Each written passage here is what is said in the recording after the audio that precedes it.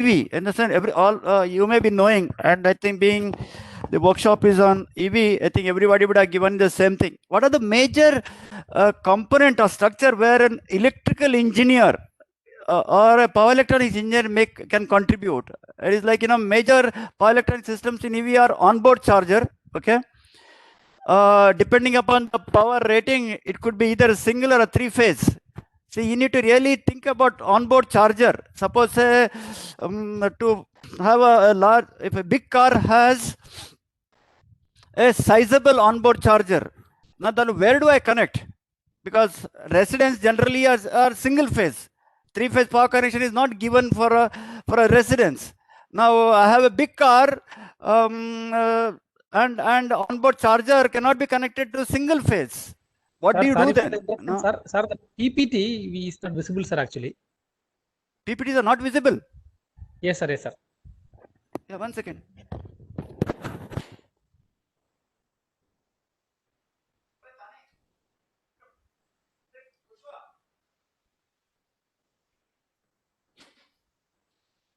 PPTs are not visible, they're saying.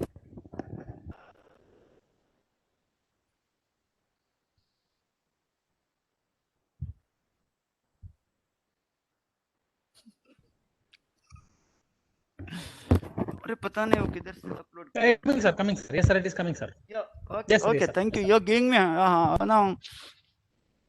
Hello. Okay. Okay, thank you. Yes sir, thank you sir. It is coming sir. Yeah, okay.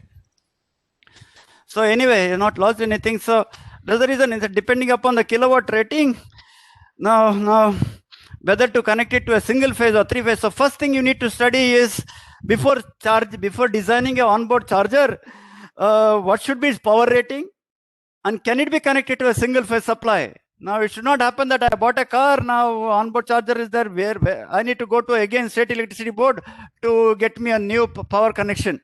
Okay. So anyway, most of the present day onboard charges are unidirectional, and power factor correction may, in future, it may require a bidirectional, because people are talking about vehicle to grid. Okay, maybe in future, time will tell, I do not know, it might happen. Second one is the electric motor. Okay. Another area where where an electrical engineer can contribute. Generally, yeah, preferred are PMSM, permanent magnet synchronous motor, or BLDC motor. Okay. But then country like India, can I have only PMSM, permanent magnet synchronous motor, only one? Because abroad, most of the developed countries, okay, whether it is a rural or urban, the quality of life, quality of roads is almost the same, which is not the case in India. Okay, we have extreme weather conditions. Okay, and again in India, different climatic zones. Say Kerala, maybe then Rajasthan, Northeast, weather conditions are completely different. So whether the EV can survive there or the power electronics can survive, the type of quality of roads, now, can a permanent magnet synchronous motor is suitable, or more rugged motor that is required? Some thought has to go in that direction. Okay, so majority of EV, some of the EVs have one electric motor per axle connected to two wheels. Okay, but then some premium EVs have yes, more than may have two electric motors. Tesla combines induction motor and permanent magnet machine also. Okay. And third area is motor drive inverter. It has to be bidirectional, can accommodate it. It has to accommodate regenerative braking, and it has to be again heart of the electric vehicle. It has to be efficient, compact, but it should have a very high power density. And last one is the possibility of fast charging. Okay, directly to a primary energy source. Now, this is the area where requires some more thought. In the sense, today, any vehicle, I can go to a petrol pump, whether it's a scooter or a three-wheeler or a big car or a bus, I can fill the petrol. Okay. But then, will it be the same thing when it comes to an electric vehicle? Is there a charging station? Can I just walk in there? What will happen? Because power rating, voltage rating, everything is going to be different. Okay. So while loading, another thing you need to ensure is, whether it will unbalance the source. All those things, issues we need to really think, okay, before venturing into any area where we would like to address or make a contribution, okay. So from the perspective of a power electronics engineer, so these are the areas: onboard fast charging system, onboard charging system, electric drive machines, machine and drive, and what are the changes or what sort of a configuration that you require for a charging station, okay. So some of the challenges in electric machine for electric vehicle are, say here, roadmap, general collection for EV motor, high torque capability at low speed, high specific power for EV, mass reduction and range extension, and intermittent load, intermittent overload capacity. And these are the some of the standards, DOE targets, okay. Peak efficiency from 95 to 97. Okay. I'll just take this.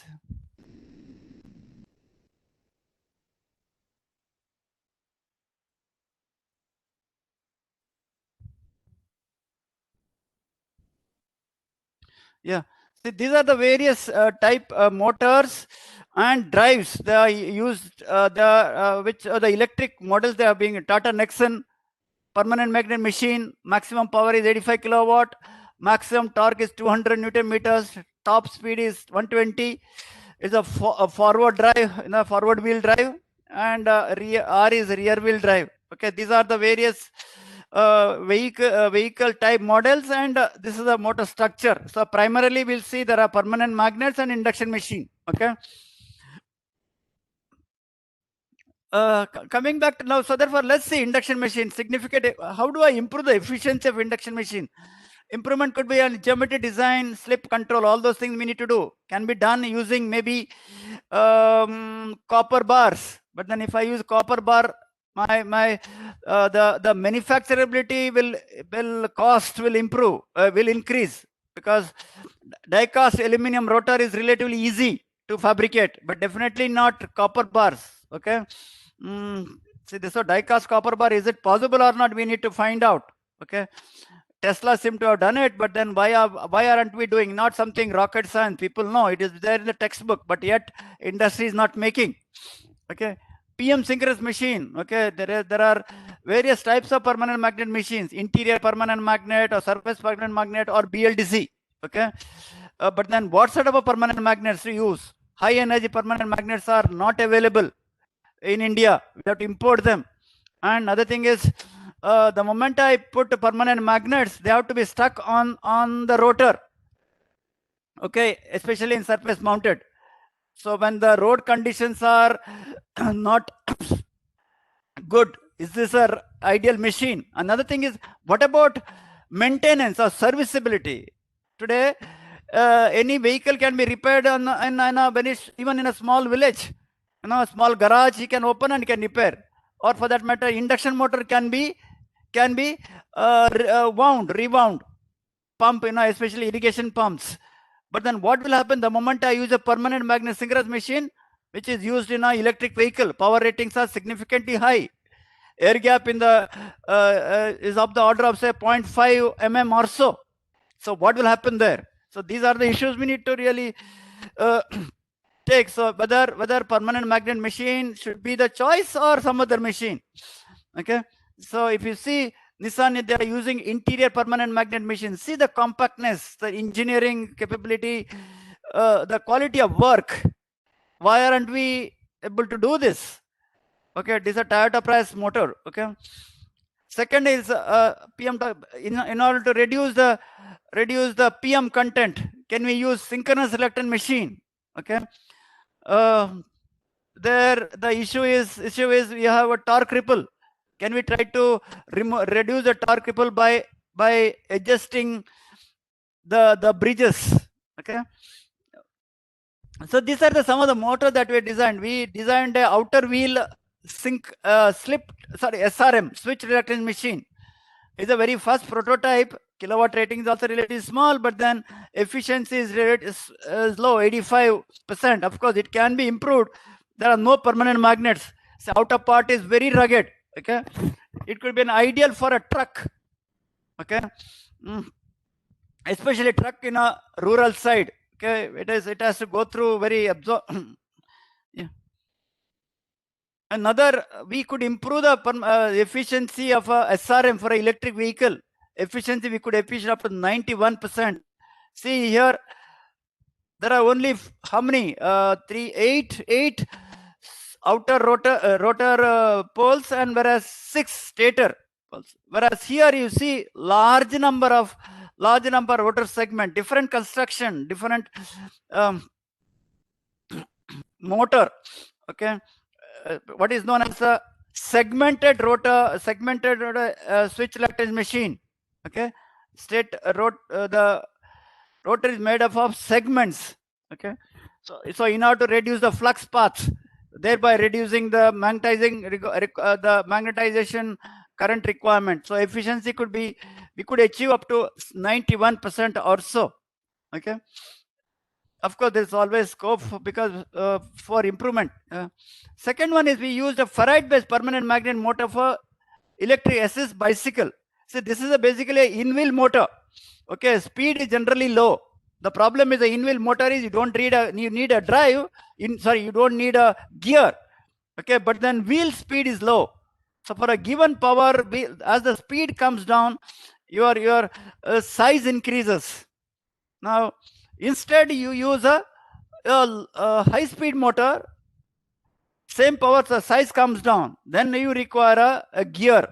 Yeah, we use a planetary gear. We use a 220 watt ferrite magnets. Again, they are available in our country. So this is a motor that was designed, and of course we did complete that assembly. And of course, the electric bicycle is still there in our lab. Somehow it has not gone out for production. Now, coming back, all this motor that you desired, they require a converter. Now, could be considered as a good news or a bad news for a power electronics engineer, and perhaps this one. But because it is going through some sort of a disruptive technology or disruptive stage.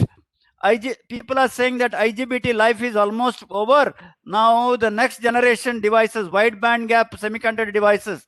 So if you see the history of power electronics, the progress in power electronics was primarily due to the progress in wide band gap device, primarily due to power semiconductor devices.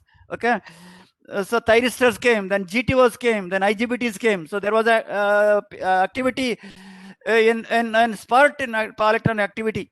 Now something similar is going to happen even when this silicon carbide or GaN devices, gallium nitride based devices, where these are ultra fast devices. Okay, so you can switch them at a very high frequency. So we all know, right? As the switching frequency increases, the size of magnetics is going to come down. Hello, am I speaking fast? Are you able to comprehend? Yeah, yes, sir. We are following, sir. We can follow, sir. Yeah. Okay. Should I continue the same pace or slightly reduce? Yes, sir. Okay, no problem. Yeah. Okay. Okay. Fine. Maybe these are basics, I think. Okay, chalo. Yeah. If you see, I just given a small boost converter. We find that just to keep it in a continuous range, size of the inductor is inversely proportional to F. Yeah, something similar even at the output filter capacitor.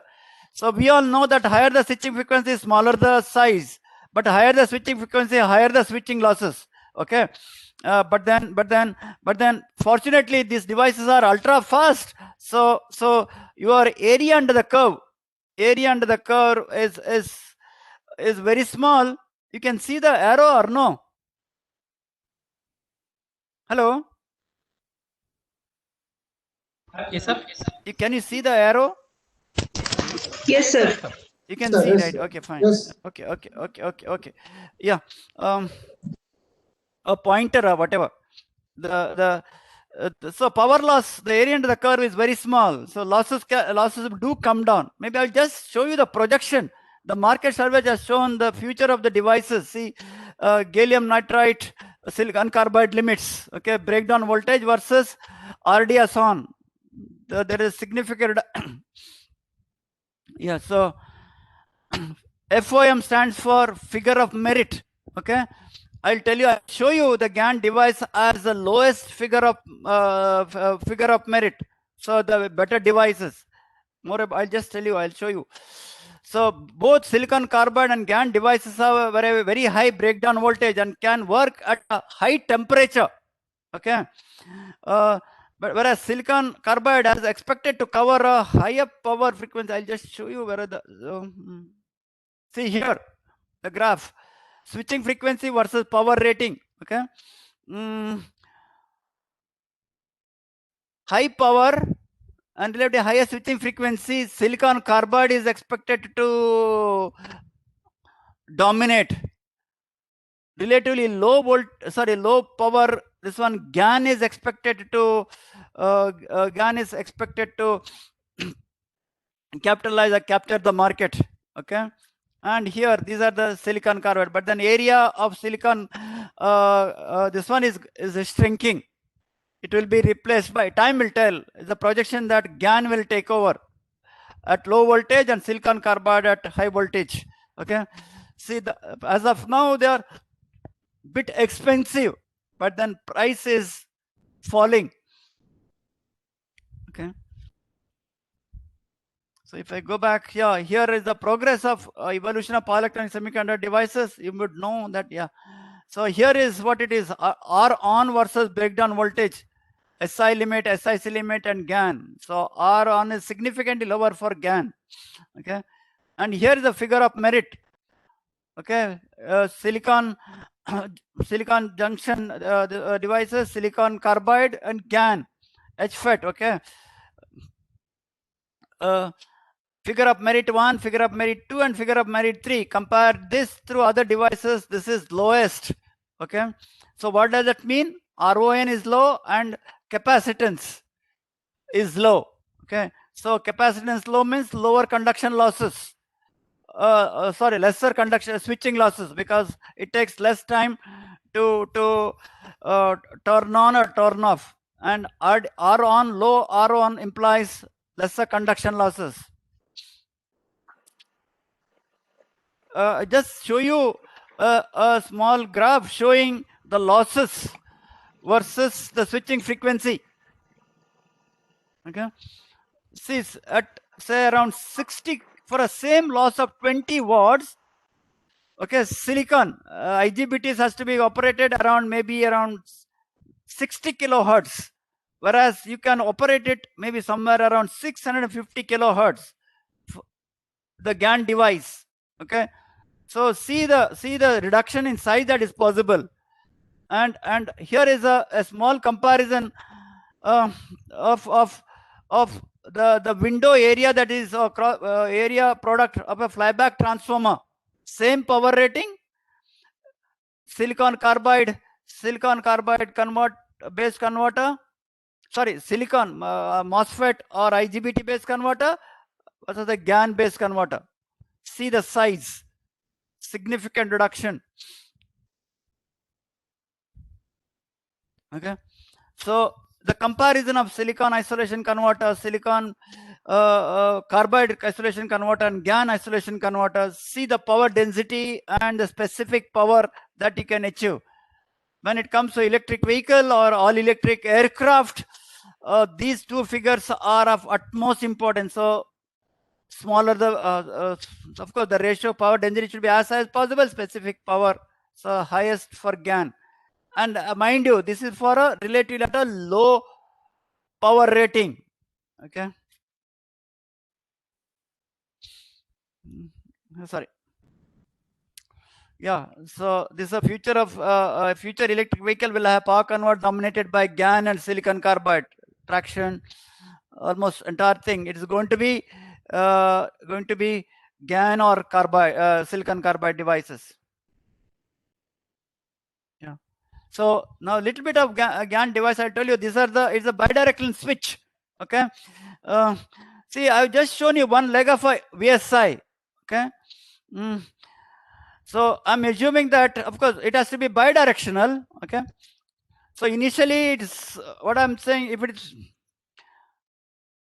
is a boost converter, I have to close this switch. Okay, At that time, it will operate in quadrant 1. Current is flowing from drain to source. And when I open the switch, current has to flow through this switch.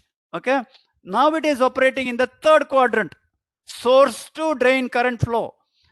Here in the device Q2, current is from drain to source. In Q1, current is flowing from source to drain. So operation in the third quadrant. Now, if I bias the device suitably, and if the power current is flowing through the GAN device, okay, so these are the characteristics. VDS drop is very small and ID is almost linear. Now, this is when VGS, what is happening? VGS is higher than the threshold. Now, can I do that? No. Why can't I do? Because I have to wait for having turned off Q2. I need to wait for some time for Q to turn off. At that time, the diode starts conducting and the voltage drop increases. See here, there's significant increase in the voltage drop across the diode. Okay, and therefore, and if I allow this to continue, there's going to be a higher power loss. Your efficiency comes down. Mind you, the unique selling point for the converters is now efficiency and power density. Higher the power loss, higher is the heat sink area that is required. Lower is the efficiency. Higher is the cooling requirement. So all these are to be avoided. Okay. So this is the time that is known as the dead time. Dead time. At that time, diode is conducting. So this should be as small as possible. It is a responsibility of the designer to ensure that. Okay. Yeah. So we did study a small kind of study on the ratio of cable ultra capacitor and battery that is required for an electric vehicle. Now my first question is whether ultra capacitor is needed for all the electric vehicles to supply or absorb transient power. Answer is no. See, everybody says, battery cannot supply the transient power, so you require a capacitor. It all depends on the ampere hour rating of the battery. If you have chosen a small battery, then yes. If you have chosen a higher battery ampere hour, it is not required. Not required. So here if you see, if I chosen a particular case, 90 kilometer range, okay, and maximum steady 42 kilometers per hour, above that, even the batteries, see the blue radii is the size of the ultra capacitor. It becomes 0. Only at low ampere hour of the ampere hour of this one, you require the ultra capacitor. So please don't think that electric vehicle, since there is a battery which can absorb or supply transient power, you need to have an ultra capacitor. Not necessary. Not necessary. It all depends on the size of the battery and the kilometer range. So here is a simple GaN-HEMT based converter. Lithium-ion battery we are using, ultra capacitor. During powering mode, yes, battery supplies. But then for transient power, at that time, ultra capacitor has to supply. So what do I do at that time? Q2 will work in quadrant 1 and Q1 will work in quadrant 3. When during regeneration, when the motor drive is supplying power, okay, now this is a buck converter action. Power from ultra capacitor to lithium ion is a boost converter action, and when power from motor or lithium ion to the ultra capacitor is a buck action. So at that time, Q1 in quadrant 1 and Q2 in quadrant 3. Okay, so this is the path. Q1 battery, inductor, capacitor, and I'll turn it off. Current will freewheel through here. At that time, we need to ensure that the duration for which diode conduct should be as small as possible. Okay, see here, everything boost operation, the buck operation. Okay. So we have designed a size of the converter also. Sorry, inductor. Okay. We all know that, inductor, as the size increases, my ripple current comes down. But then, yes, ripple current comes down, therefore my losses also will reduce. But then size increases. So beyond a point, it just does not make sense in increasing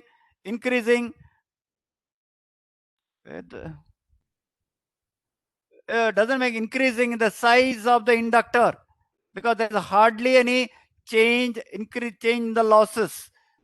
Okay, but then volume increases. Okay. Therefore, we chose an optimum size of the inductor is up to around 2 microhenry itself around. So there is no much change in the losses. See here, losses are approximately the same, 1 megahertz to 2 megahertz. Okay. Volume is also the same, mm cube.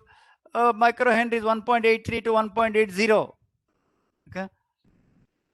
So even if I operate at 200 kilohertz, the losses around 3 watts or so. Yeah.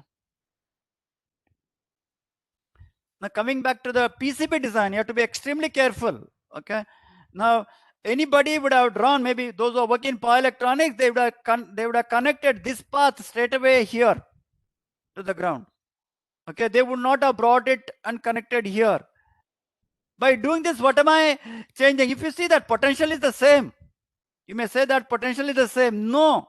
What happens is this current is going a transient change. There's a dI by dt in that loop is very high. So if the dI by dt loop is very high, it is L has to become L should be reduced. Inductance has to be reduced. Okay. So have least or minimum dI by dt changes in your ground path also. Okay.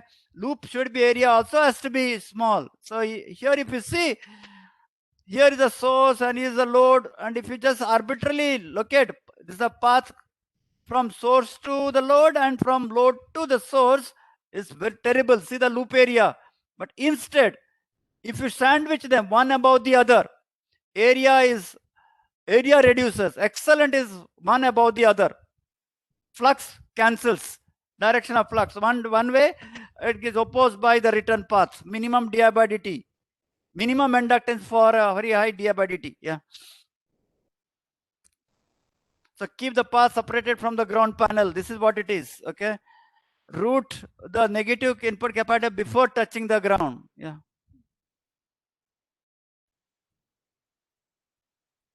So here is, see what I'm saying is different grounds: analog ground, digital ground, power ground, and the sensor ground, analog ground. So here are the PCB layouts.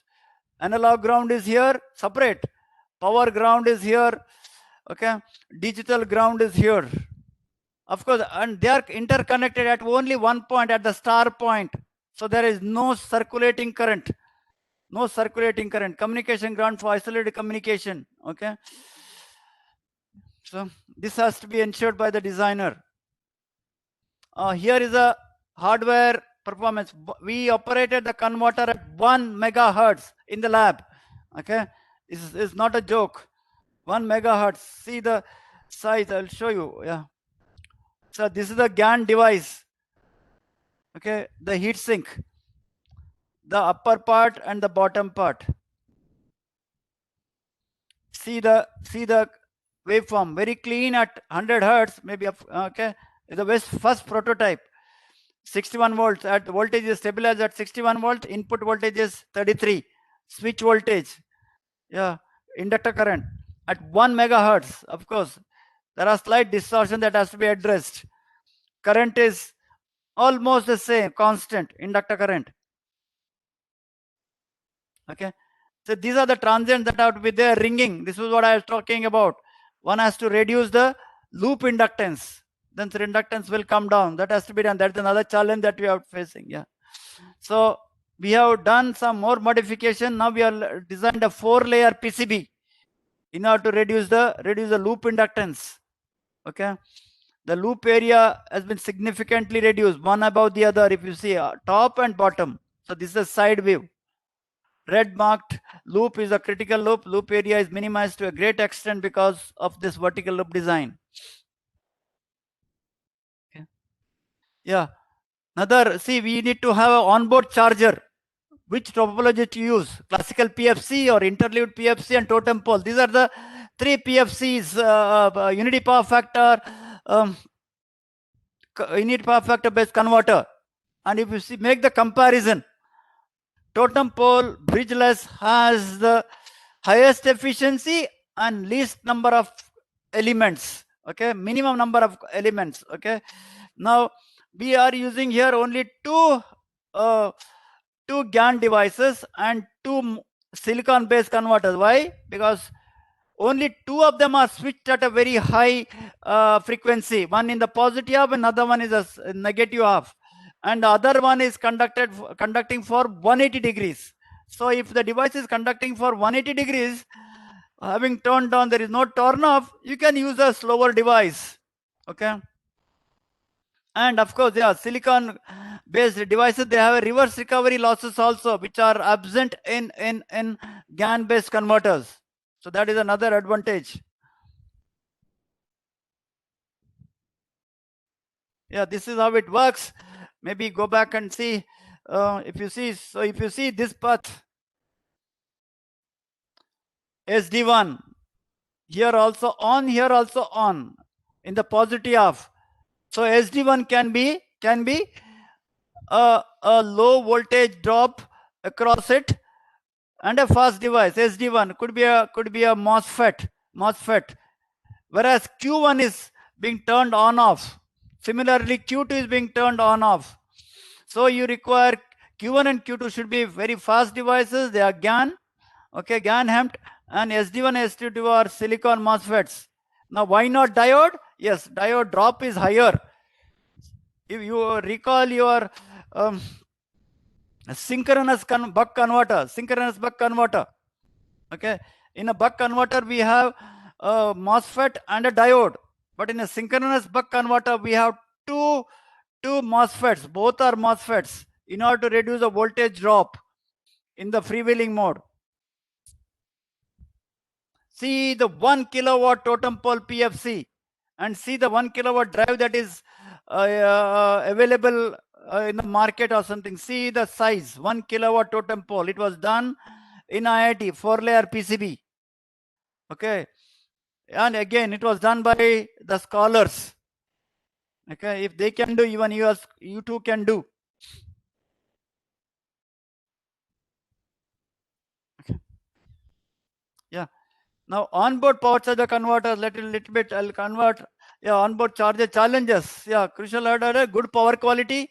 Again, filter and EMI issues have to be low, power factor correction, high conversion efficiency. Okay, so you need to use, we can't be using ferrite magnetic, frequency is high, so we need to use maybe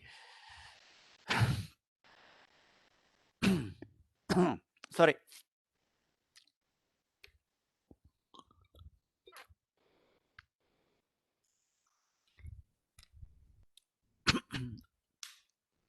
wide band gap devices. Yeah, these are compact, high switching frequency. You require soft switching also, and advanced packaging.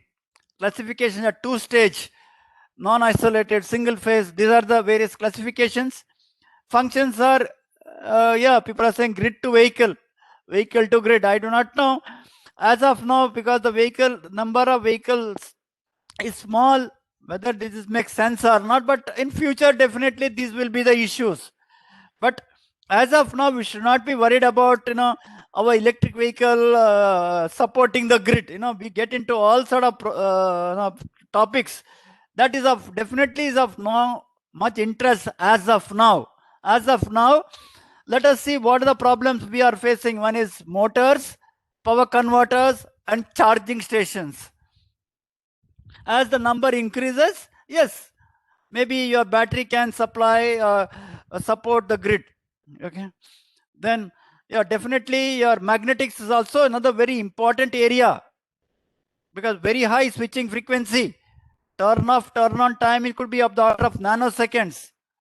What this has, high di by dt and dv by dt on the motor insulation, on the motor winding, because insulation has its own distributed capacitance. So very high dv by dt, very high LDI by dt, very high di by dt, it will have its own effect on the motor insulation as well as on the bearing current. Okay. And as I showed you, definitely Farad-based magnetics won't do. Okay. Farad-based filtered inductor or transformer, it won't do. Maybe better material. Okay. What sort of a material? Maybe I think I encourage you to find out. Maybe amorphous core could be a solution. Okay. And these are the constraints: thermal management, protection, fault tolerant, efficiency, high power density, and finally the cost. So these are the specifications of world's electric vehicle market: Tata Nexon, Jaguar, Mercedes-Benz, Tesla. So these are the various, this one. So Tata Nexon may be 30.2 kilowatt hour the battery, kilometer range is 300. Okay. 3.3 onboard charger is 3.3 kilowatt. Now if you see high-end cars, 11.2 kilowatt Tesla model. Okay. Mercedes 7.2 kilowatt. Tesla Roadster 13.2 kilowatt. Definitely you can't connect it to single phase supply. Now Tata Nexon now 3.3. Now maybe as time progresses, for a bigger car, you require a higher battery charger. Where do you connect it? So you need to think about it. Okay. Say 230 volt 15 ampere. Because single phase supply, you will not be able to connect the high power onboard charger, because one is it will create unbalance in the AC supply. So that's the issue. And various Nissan Leaf, say 10 kilowatt OBC onboard charger, shower, yeah, 6.6 kV.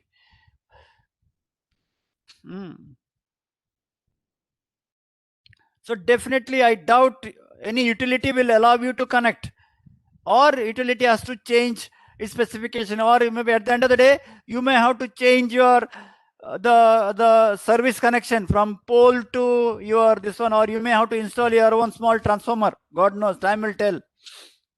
Okay. Now to see that, now what are the onboard charger configuration? Typical a two level. Okay. Yeah, first is AC to DC and DC to DC converter. AC to DC because will do all the PFC corrections, and DC to DC will do the required from the high voltage. See, the moment I have a unity power factor conversion at the input stage, the DC link voltage will be much higher than the peak of the input AC. But then output voltage will be determined by the battery voltage. Okay. So charger voltage is around 300 to 430 volts. So it will be a DC to DC converter that is required here. There's a two stage. Okay. So maybe depending upon the switching action, you can have onboard GaN wide band gap devices. Now again, a two-stage OBC conversion is given here. First one is a bidirectional AC to DC converter. Okay, power flow in both directions. Why both direction? Maybe charging and maybe grid support. Second one is bidirectional isolated. Okay, AC to DC unity power factor conversion. This is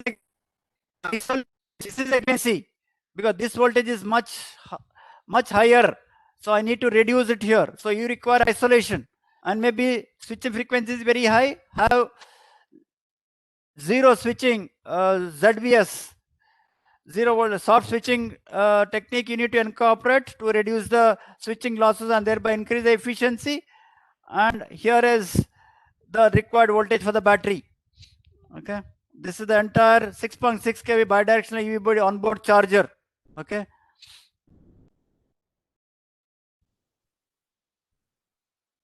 And these are GaN based. single stage OBC, of course, maybe there are resonant converter, couple maybe bit complex. Maybe you can find out why it's the input stage is also modified. And is again one of the integrated onboard charger. It can supply as well as charge. Okay, it's the battery charger and maybe supply to it. Maybe you can do both. Motor drive converter. This is the same converter for driving the motor as well as charging the battery from the supply. Some optimization. Okay. Yeah. Now coming back to hybrid energy storage system, partially solar powered. People are talking about EV. Solar power charging this one. Here is a one such car. If you see, prototype solar powered car that's being shown. Maybe sooner or later, this one definitely is going to come. Maybe if we have building integrated PV, definitely something similar will come for a vehicle as well. Okay, ultra capacitor have high power density while battery have a lower power high energy density. That's what they say. So use of life, battery can be increased if I use a UC. So that's one of the advantages. So how do I interface all this? See, you require a battery, you require an ultra capacitor, you require a source. So ultra capacitor. Another thing is solar power mounted on top. So how do I integrate it for one common drive? Okay. So one common thing maybe have a infinite dual active bridges. Okay. So but then what is the challenge here? The challenge here is power from one port to the another port should be independent. I should be able to transfer independently. In other words, if I have to transfer power from VDC11 to VDC22, I should be able to do it. It should not affect other voltages. That is the key. That is the key. See, in the straightforward method, employ multiple DC-DC conversion. This is a dual active bridge. Maybe I'll just explain to you the dual active bridge. As you all know, you have a VSI at both ends. VSI at both ends. Okay, and the high frequency transformer. Okay, so at any given time, two devices are conducting here, also here. So this is the equivalent circuit. Okay, inductance, primary voltage here and secondary voltage. The secondary voltage here reflected here. It will appear here, V1 and V2. Okay, so this expression is nothing but, so this equivalent circuit we have seen. Power is V1 V2 divided by X into sine delta. That's the power transfer, where delta is angle between V1 and V2. So in other words, there has to be some phase angle difference between V1 and V2. So that is the phase angle shift between switching sequence of the bridge on the primary and bridge on the secondary. Okay, that is phi. That is whatever is mentioned here. Okay. In addition, I can have one more degree of freedom. Okay. Have phase shift between the two legs. Okay, between the two legs. Something shown here. See here. Here S1 and S4 turned on at the same time. S1 and S4 turned on at the same time. Okay. S2, S3, of course, they are complementary. S1 and S2 are complementary and S3, S4 are complementary. The pair S1, S4 and S2, S3. Okay. The phi is the angle between S5 and S8. See, S5 and S8. Okay. Or S7 and S6. This is a phi. Now, instead, that is only 1 degree of freedom. You may not be able to control the reactive power. The moment you don't have no control of the reactive power, my size increases. Okay. How do I reduce it? Yes, there's a yet another degree of freedom you have. Okay. Between the phase, between these two devices. See here. S1, S2 complement anyway. There is a shift between S4 and S1. S4 and S1. There's a shift. Okay. And therefore, the quality of current waveform also improves. Okay. So dual phase shift modulation. Okay. All those things are there. And your soft switching also can be done. Soft switching range increases. Okay. But at IIT Bombay, what we did was, maybe you can see, I don't know, the many researchers would be doing. Again, the scholar who did was maybe is again from Kerala. Okay, is Vishal from I think College of Engineering, Trivandrum. Yeah. Now he has come for PhD. This is what he did for his MTech 2 years ago. Okay, 2 or 3 years ago. Quad active bridge. Maybe one of the first places in the country to do work in quad active bridge. There are quad, there are 4 bridges. People are talking about dual active bridge. We discussed quad active bridge couple of years ago. Okay, there are 4 bridges, and power transfer from one bridge to another bridge is independent, doesn't affect the other. What are the 4? See, VDC1 and VDC could be battery and ultra capacitor. Okay, and PV for at the port 3 and motor drive at drive 4. At the port 4 you will have a motor. So all of them can transfer the power. Okay, and all of the at steady state battery will supply the power. During transient, ultra capacitor will receive or supply, or whenever there is solar PV, it will supply to either to battery or ultra capacitor, or to directly to the drive. It should be possible. That is a challenge. Okay, and we could do this. Yeah, this is the decoupled control. I'm not going to explain much. It doesn't make sense. And here is a prototype that developed at IIT Bombay, quad active bridge. Okay, sensing, yeah, ultra capacitor, transformer, yeah, battery. Now coming back to the fast charging stations. Okay, now fast charging station implies that you require a very high power. Okay, definitely it can't be, of course, and again depending upon the size of the battery or size of the vehicle. So here are some of the protocols and chargers. Okay, kilowatt rating could be around 150 kilowatt. ABB Terra charger is 50 kilowatt, and EVCT is 150 kilowatt. Where will you connect this?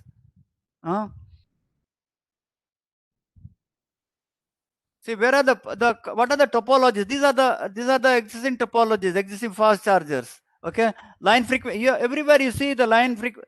We have at this stage we have a 50S transformer. Okay, DC to AC.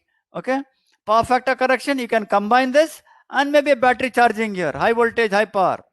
Okay, now these are convert single phase desired using a 2-stage power conversion. We have a 50 Hz transformer. One of the disadvantage here is 50 Hz transformer, the size increases. Okay, and therefore the footprint. Yeah. Now here if you see, these are all, we have a high frequency transformer, what people call about a solid state transformer. Okay, various configurations are there.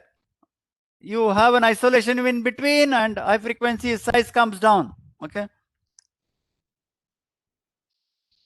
so another typical connection is like something like this. You have a converter, DC to AC converter, again supply, you have a charging station. Okay, DC to AC to DC converter, DC to DC converter, electric vehicle, solar panel, and maybe an electric vehicle. And here could be one of the yes, size of the electric vehicle could be anything. These are very possible configurations. Okay, now what did we do at IIT Bombay? Something different. Okay, we have directly designed a converter which can directly connect it to 11 kV bus. Power rating could be around a couple of megawatts, because I have a huge charging station. Maybe 2-3 trucks can come at any time, 2 big buses, Volvo buses can come, maybe few cars and a few scooters. Now if you see, this is the capacity of the charging station. So at any given time, maybe there could be only a scooter, okay, 2-wheeler, or could be a few 3-wheeler, or a couple of 3-wheelers. So load is continuously changing. Okay. Now, how do you ensure? See here, one way to have is common DC link. Okay. Have a unity power, have a 50 hertz transformer, convert AC to DC, have a common DC link, and from the common DC link, have its own DC to DC converter. See here, here there's a AC link, yes, have a DC to DC converter and DC to DC converter, which will suit the voltage rating of this battery, the vehicle here. Okay. So we can have maybe a smaller car coming here, bigger car, another port, and two-wheeler something.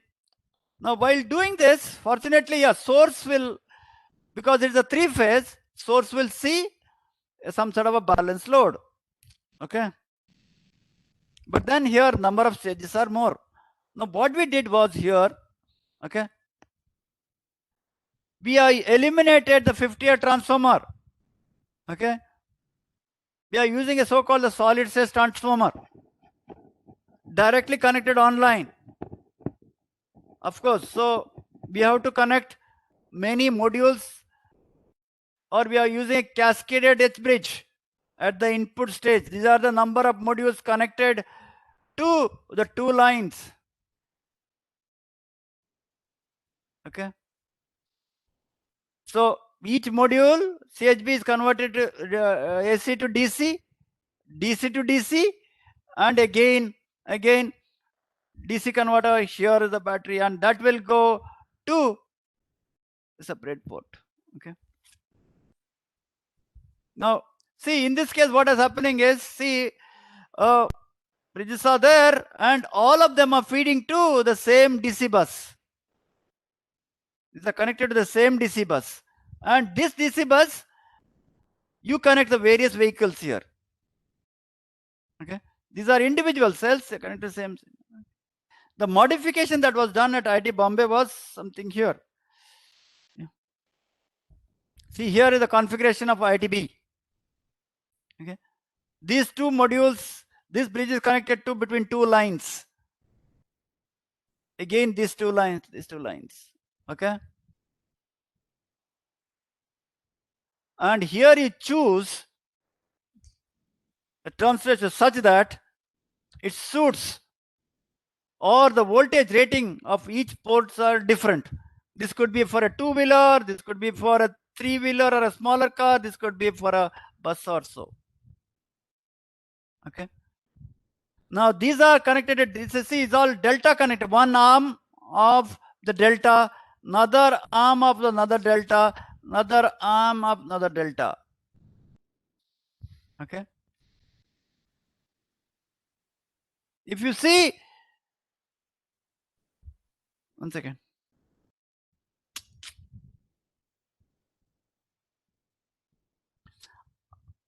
IRY, because this power is different from this power, and therefore this from this power. So therefore, this current IRY, IYB, and IBR, they are different. They are different. Okay. What is IR now? IR is IRY plus IBR maybe. You have to do the vector connection. Therefore, the input current will be unbalanced. Can I do that? Answer is no. Utilities will not allow you to connect. So what is the solution? Solution is, in a delta connector, what they did was use an additional winding. They use an additional winding, what is known as and this winding, you circulate the zero sequence current. Okay. Now by circulating the zero sequence current, okay, you can make IR, IY, IB balanced. So that's how we did. Okay. Here the conventional bridge configuration. Okay. CHB is connected in cascade, feeding to the common DC link, and in this DC link you can connect any vehicle.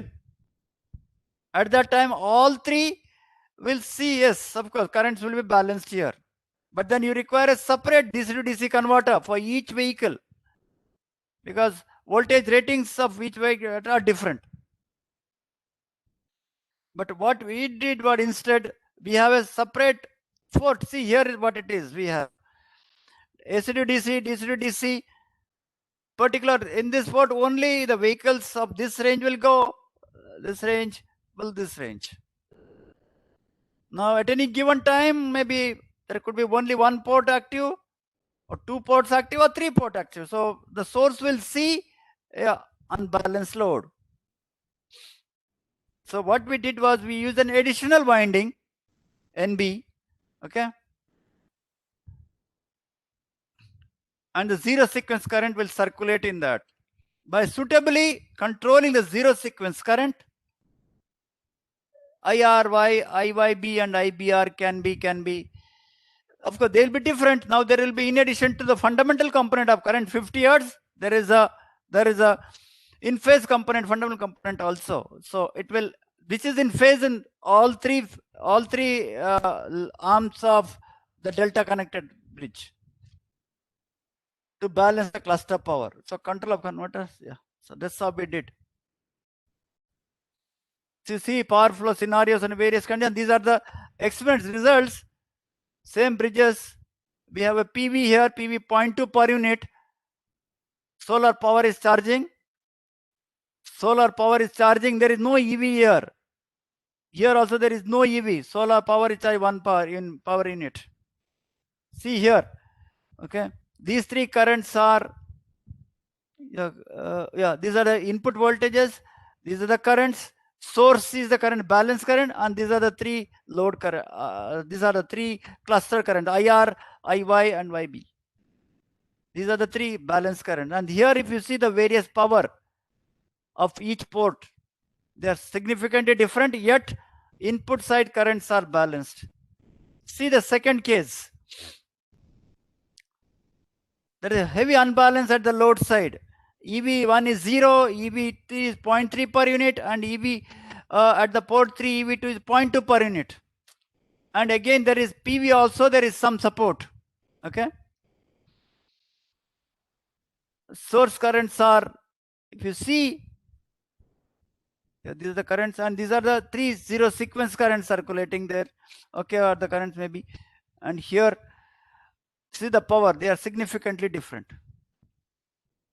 And here is for another third case condition. Okay. Maybe 0.4, 0.3, 0.2, but source will see a balance current. Balance current. These are simulation results, and these are the experimental results, I think. Yeah, experimental setup at IIT Bombay. Yeah, the balancing turned on. Now here, all of them becoming 0. The DC link voltages. This is the setup. That's about it. More or less, I have done some more experimental results. Thank you. I'm done. So we are extremely very happy, sir. Yeah, thank you. Sure. So first of all, I express my sincere thanks to our beloved professor, Bernardo sir. In his busy schedule, he accepted our invitation, and really we have seen the international standard work, especially in DC-DC converters, non-isolated DC-DC converters, as well as in the charging application. Really, we are very proud about you, sir.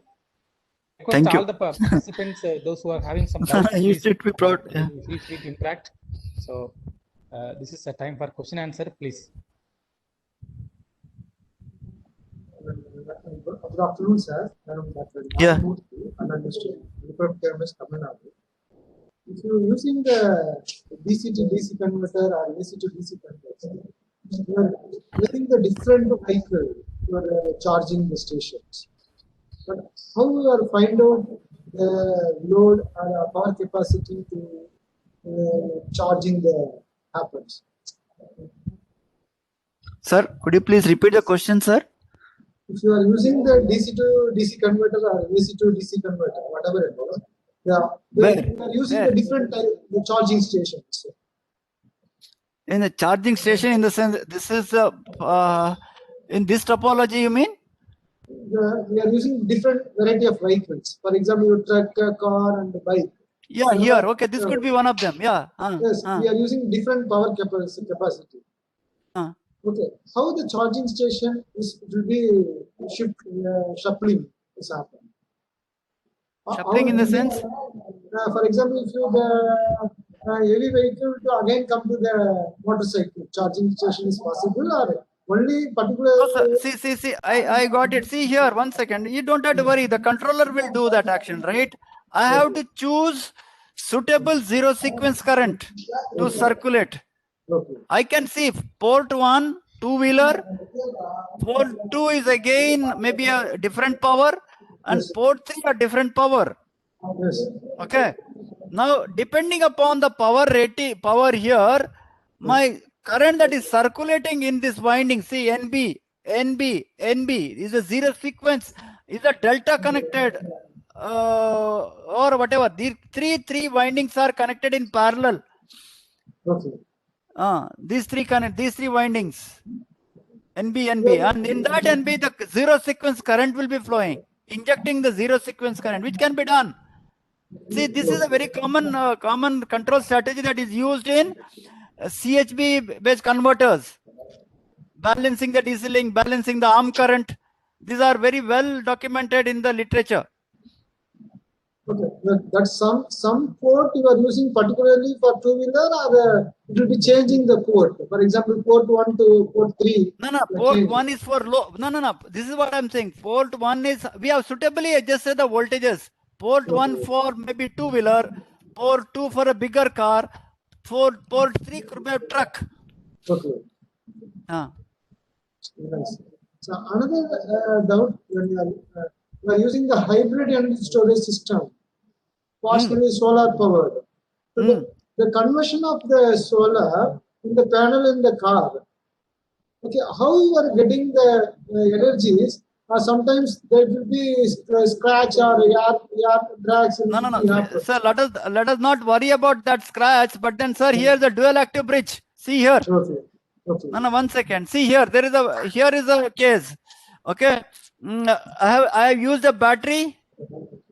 Is a battery, Yes. ultra capacitor, solar, motor drive. See here is a vehicle, right? See here.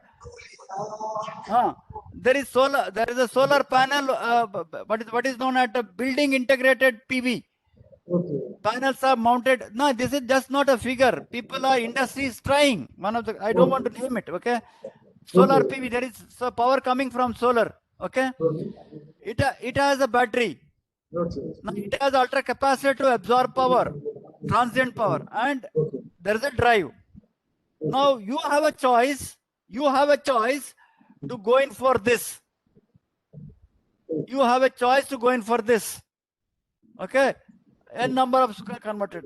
What we have done was have a dual active, quad active bridge, one core. And here is a drive. So if this drive wants power during steady state, of course, solar can come, battery can supply. Okay. During transient case, yes, power has to go directly to ultra capacitor. It should not go there. So now this entire thing can be done by a controller which is given here. Decoupled control for quad active bridge. Okay, sir. Thank you. Nice. Yeah, okay. Really, Sir, I have one question, sir. Sir, Yeah. you have explained about the application of wideband devices in the electric vehicle, especially in the isolated DC-DC converter. Sir, though one aspect we are concentrating on increasing switch frequency, sir, could you please give information about the EMI issue when we go to the frequency above 100 kilohertz? So how we suffer due to EMI, sir? Sir, you have to design a EMI filter now. You have to design a EMI filter. Okay. There is no sir. way. But then EMI filter now size comes down. That's all. EMI is there with these converters also. IGBT based converters also. Now you have to design another EMI filter which frequency may be higher. EMI issues will be there. Okay. EMI issues will be there.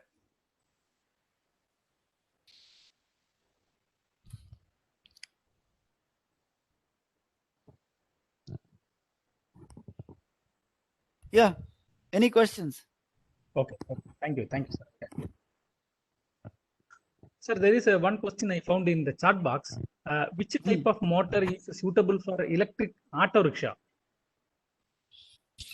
Sir, now what do I tell? In the sense, electric auto rickshaw running where? I think a question by Kanda Lakshmi. Madam, could you please unmute and No. See, not what I'm trying to tell you is like this, sir. Hello. Auto rickshaw running in say Mumbai.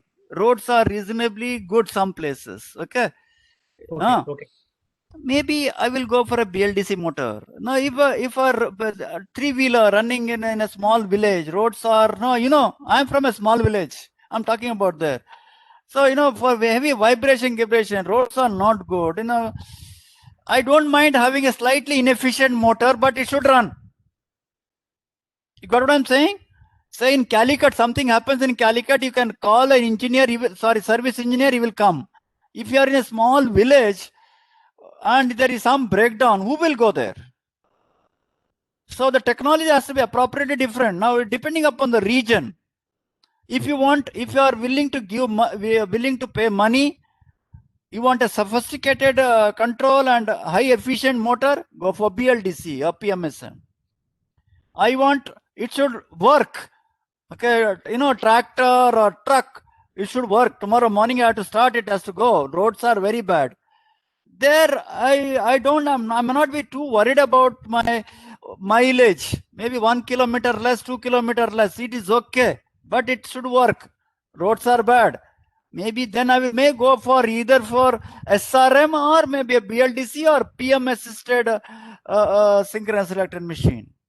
So it all depends. It all depends on, see, one technology may not be appropriate for a country like India.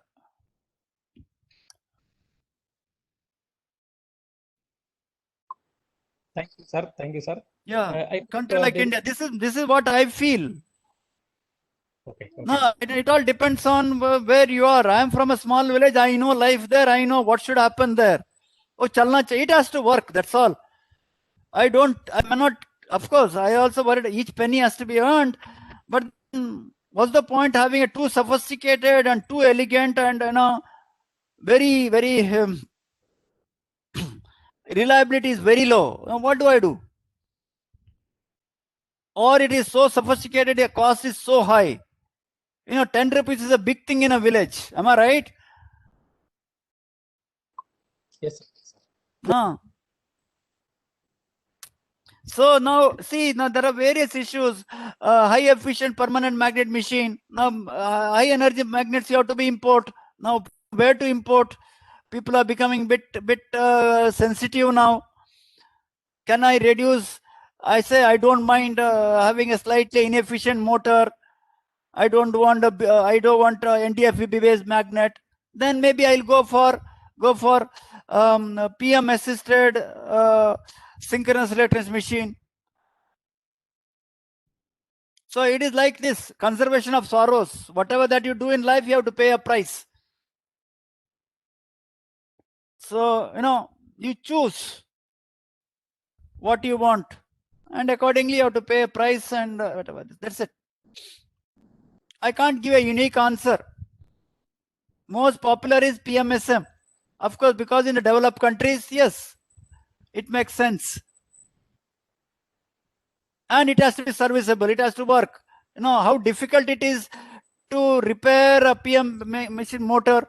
Suppose if I have to, something goes wrong in the stator winding. How difficult, because permanent magnet are mounted on the rotor, is magnetic now. Both are, stator is also iron, air gap is 0.5, which should not happen. While inserting, it gets stuck and magnet breaks. And if the magnet breaks, now that's the end of it. I can't rejoin, it is difficult. There are so many issues.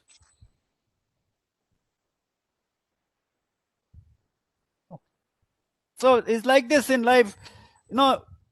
It is very easy to go to the market and buy, but it is extremely difficult to get it repaired. Extremely difficult to get it repaired. And no one talks about it, thinks about it while buying. What will be, how much of effort that I have to put in to get it serviced. Those issues are not discussed. Yeah. Participants, please, any more question?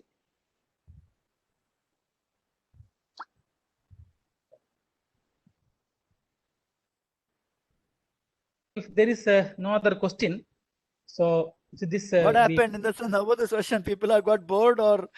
No, sir. Very interesting, sir. Very interesting, sir. Really, we are much impressed about the 4-layer. But no questions at all. Yes, sir. Yes, sir.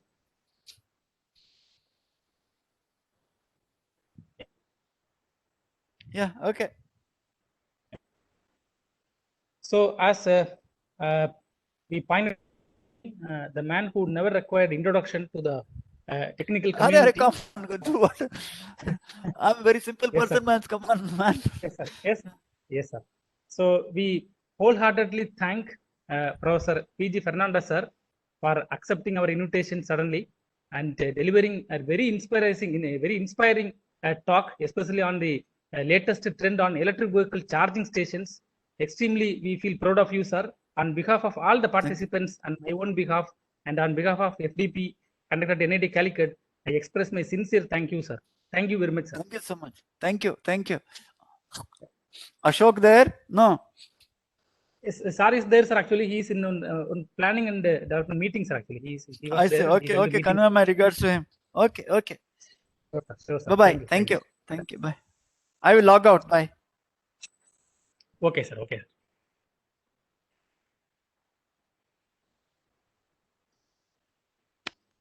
So, dear participants, with this we come to the end of the whole FTP. I am really proud and I'm really happy to have such a very cooperative participants. I think this may be my 12th or 13th FDP which I am conducting in the past 13 years at NIT Calicut. This is, I think, an important FDP where I have different sort of participants that too throughout the country. I am very proud and happy to say that the FDP has been conducted very successfully. It will never happen without the support of each and every. Really, I have to thank each and every one of you, especially to active participations in the 5 days faculty development program on electric vehicle and its challenges. I hope all the participants might have been happy to see the lecture content delivered by various industrial and institutional faculty members. I hope that you have enjoyed the 5 days faculty development program. Really, we have to appreciate the patience of your family members also, because in fact, when the faculty development program happened, most of the time we conduct only in-house. This is the situation where we are in the position to offer through online. I hope that we have made it as a grand success. My only, in fact, the moment we launched the brochure, not in any public forum, only in the Atal portal, we have received 140 registration within 3 days or 4 days. I was in the position to accept the invitation of 140. Then later, I found within 10 days that the limit of maximum 250 reached. So we could not permit many new participants at the time. So by considering the experience as well as a stream of research, I was in the position to delete or not accepting some of the invitation. So I have deleted more than 70 participants just 1 week before the FDP. And last minute, even we are in the position to not accepting invitation because of the maximum strength 250 reached. But unfortunately, what I am seeing during the FDP, I hardly see maximum of 100 strength. I am really in the very sorrowing mind. You know how much effort we are taking from our side, and that too from the speaker side. That too getting the appointment of Professor BGF et al. Very, very tough. You all know may know the pain. But unfortunately, though 170 participants confirmed over the mail, but at the end, we could not see most of the participants. It is really very bad situation. I hope since the course is offered in free of cost, the lethargic mind of our Indian attitude made such a very, very worst situation which I ever faced through online. I express my sincere objection of such a national wastage of irresponsible participants who never participate in my FDP. I don't know really what is going to happen. I am completely happyless because I was expecting, you know, that with high competition, without accepting the invitation of my own institute participants like students and scholars, I have accepted the invitations of most of the participants who all are really interested and sending mail 2 times, 3 times. And finally, I'm saying that none of them turned up after accepting the invitation. This is really a very pathetic and bad situation through online. I hope that that's the reason I'm expressing sincere thanks to all of you really who all are currently online. I express my sincere thanks for attending all the sessions, regularly, actively participating. Though there are some participants unnecessarily misusing their freedom, and really I have to appreciate each and every one of you who sincerely participate in this FTP. So now it is a discussion for feedback. I request the participants to express your view. Please feel free.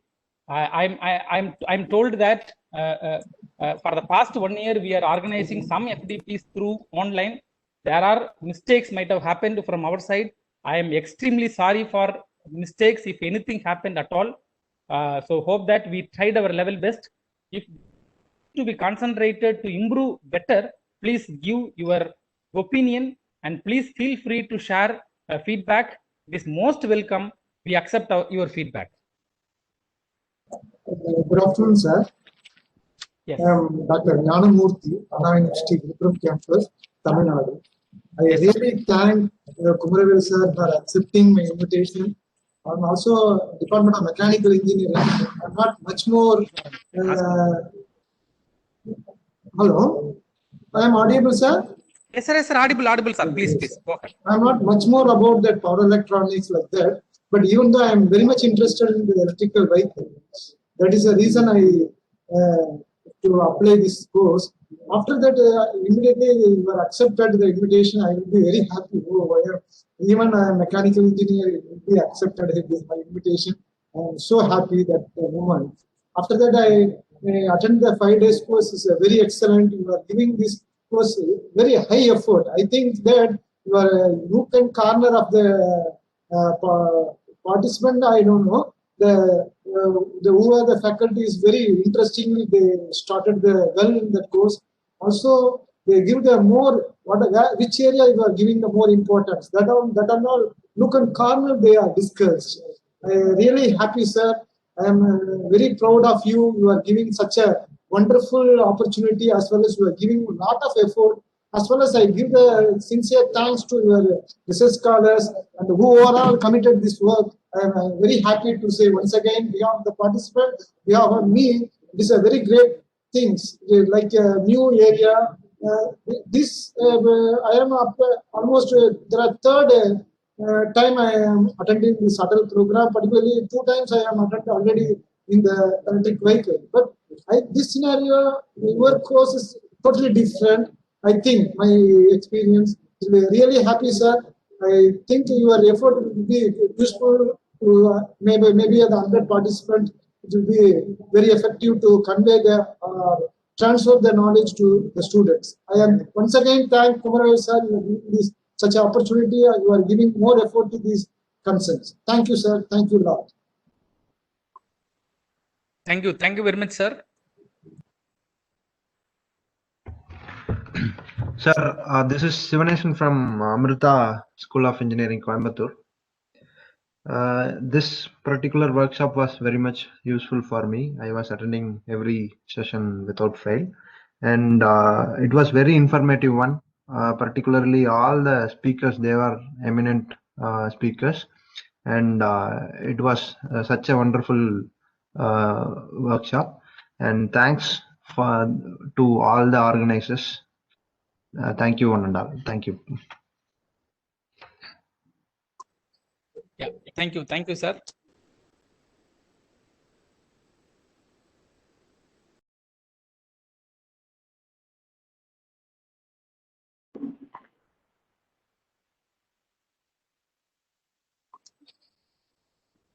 So participants, please feel free, need not be faculty members, some scholar also can interact with us. I've seen a lot of scholars joined from IIT and some of the NITs also. So please come forward and share your feedback, please.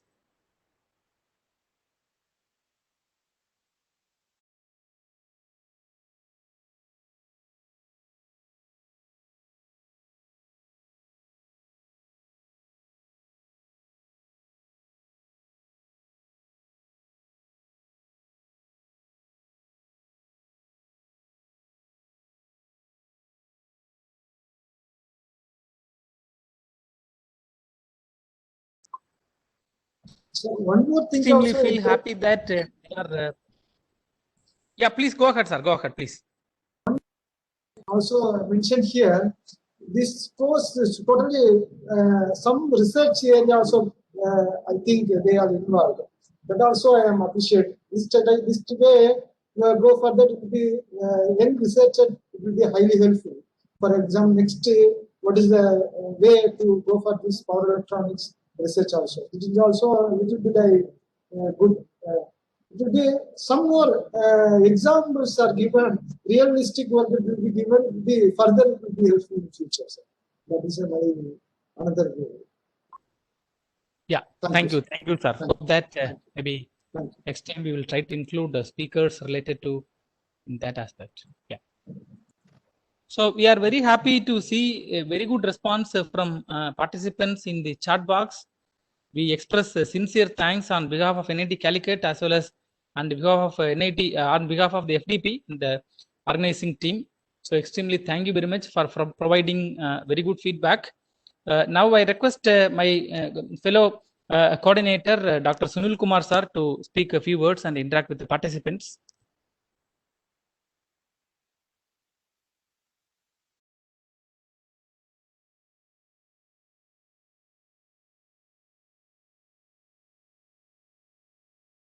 Hello? Yes, sir, audible, sir, audible. Okay, hello. Okay, so that session is going to end, and I think we can receive the feedback so that we can improve on the future things, incorporate different topics that has been suggested by the participant so that we can coordinate in the coming year actually. That can be taken in the feedback actually. Any new topic in this particular electrical vehicle associated with this one, whether it can be taken in further, any speaker which is there in their mind, that can be taken care in the coming. So I think the people can give their suggestions to in order to improve the program further in the future actually. Okay.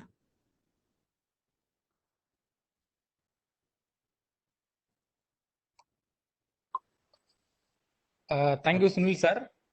I think we will share the overall feedback link as suggested by Sunil sir. You can provide a suggested topic which will be very helpful for us to conduct programs in the future.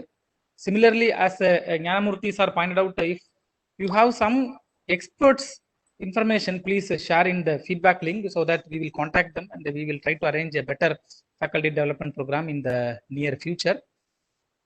With this, we come to the end. Our organizing team already shared the link to regarding the online test. I think there are 25 questions. We are 2 hours of time. So the portal is open already. The portal is already open. The link is already available in the chat box as well as in the WhatsApp group. You can open and you can answer the questions.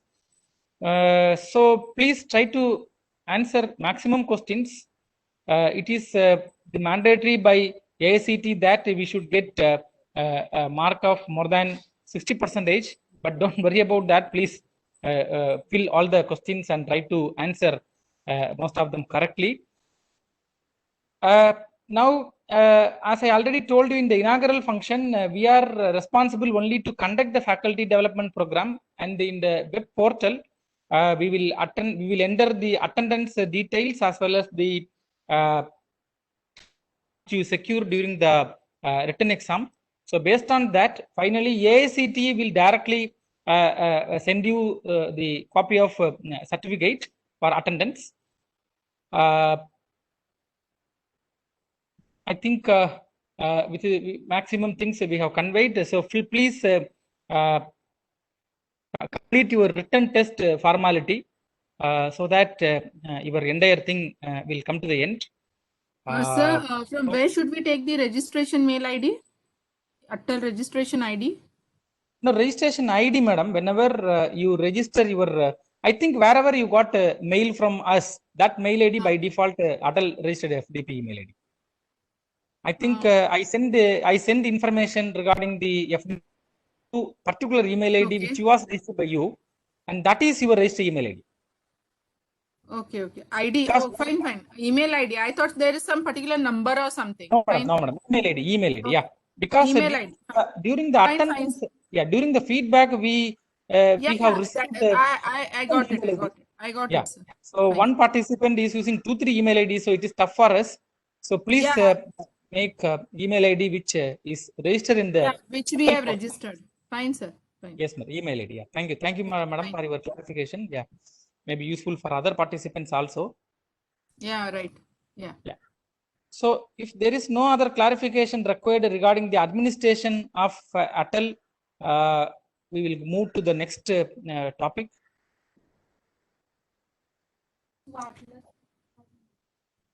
So Sunil sir, shall I go to the conclusion? So when can we get the PPTs and videos for this? Madam, all the videos we have recorded. Some of the I think speakers voluntarily given PPTs. I don't think it is very tough to get PPTs from all the participants. Yeah, I understand, but all the sessions were really good and very informative. So yes, rather it would be great help for us if you could share us all the PPTs. I will try my level best, madam. Don't worry, I will try my level best.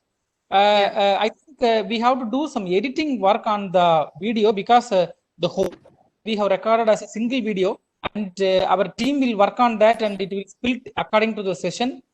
And this video, as per the Atal rule, we have to upload in YouTube, and then that link has to be uploaded into Atal portal. So surely when we upload to Atal portal, by default, we will share the link in your registered email ID. Yes, fine. But just try to share the PPTs if possible. Sure, madam. Definitely, I will try my level best, madam. Don't worry. Yeah. Okay. Thank you so much. Yeah.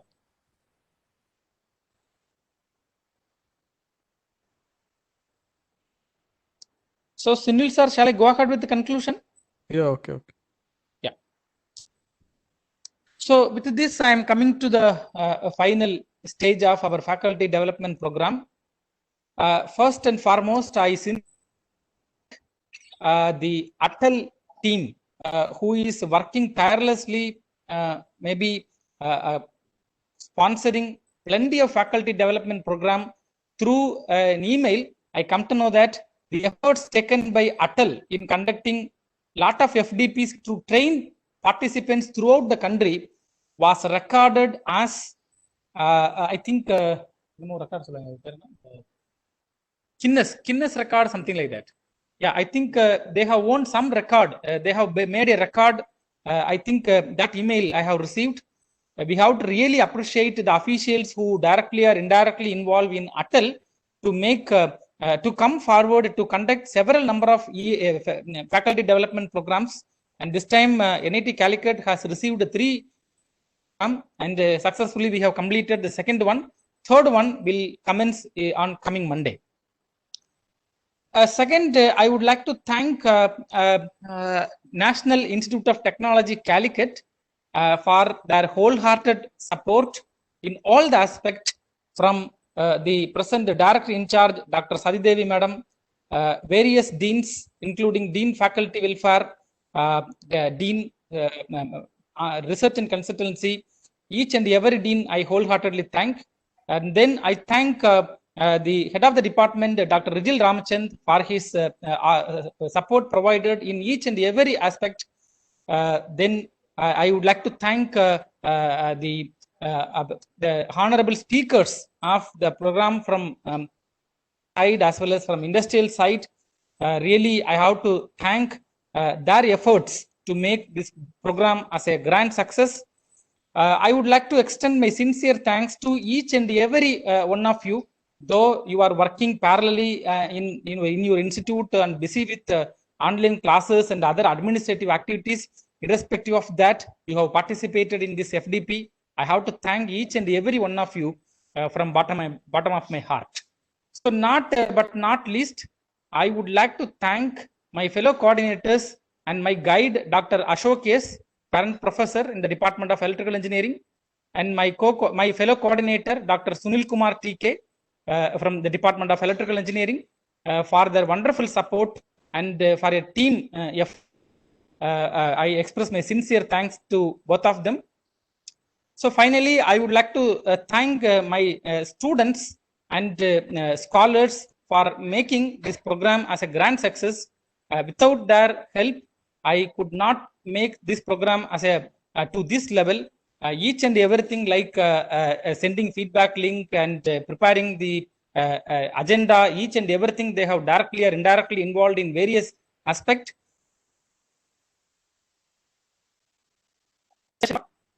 Who is currently working at NIT Calicut as a PhD scholar. Then Mr. Mahesh, Sri Maheshwaran, who is currently working as a JRF at NIT Calicut. Then Arun Sarathi, who is working in my project. And apart from that, my MTech scholars, Ms. Nagamani, Mr. Rahul, Ms. Kirtana, Ms. Tapasvi, and Mr. Amal TR. I have to thank my entire research team for their dedicated support to make this program as a grand success. So finally, I thank God Almighty for giving such an opportunity. Thank you. Thanks to each and every one of you. Thank you.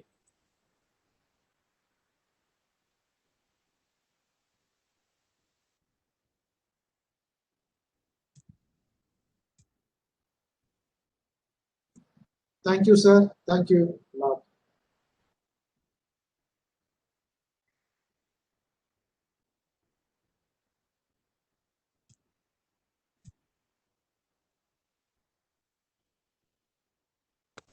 Thank you, sir.